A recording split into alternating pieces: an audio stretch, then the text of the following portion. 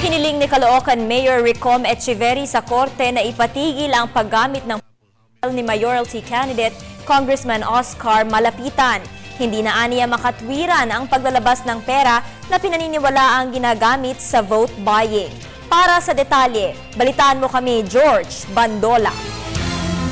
Hiniling sa korte ni Team Pinoy Caloocan Mayor Ricom Echeverri na ipatigil ang paggamit ng pork barrel ni Congressman Oscar Malapitan ng una. Si Malapitan na mayoral candidate ng Caloocan ngayon ay inireklamong gumagamit umano ng kanyang pork barrel sa pamagitan ng DSWD.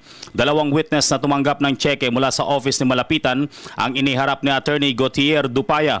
Pinatunayan naman ito sa closed-door hearing na galing sa office ni Malapitan ang cheque na na-encash naman mula sa Poverty Alleviation Program Fund ng DSWD. Sa kabuuan ng hearing, pinatunayan naman ni Attorney Dupaya na hinihiling lang nila sa korte na ipatigil o patawan ng temporary restraining order ang PDAF ni Malapitan dahil sa paniwalang ginagamit ito sa pagbili umano ng boto. Ngunit tinutulan naman ito ng isang Attorney Leonardo ng Office of the Solicitor General. Sabi ng OSG, aring ipatigil ng korte ang Poverty Alleviation Program ng DSWD. Nang tangkain naming kunan ng pahayag si Attorney Leonardo, umiiwas ito sa kamera. Ngunit nilinaw naman ng kampo ni Echeverri na tanging ang coordination lang sa pork barrel ni Malapitan ang nais nilang ipatigil at hindi dito dependent ang buong programa ng DSWD sa poverty alleviation.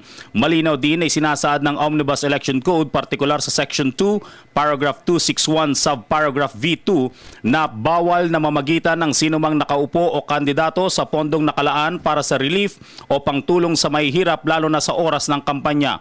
Bukas, inaasahang makapagpapalabas ng desisyon si Judge Junicio Sison ng Caloocan Regional Trial Court, Branch 125.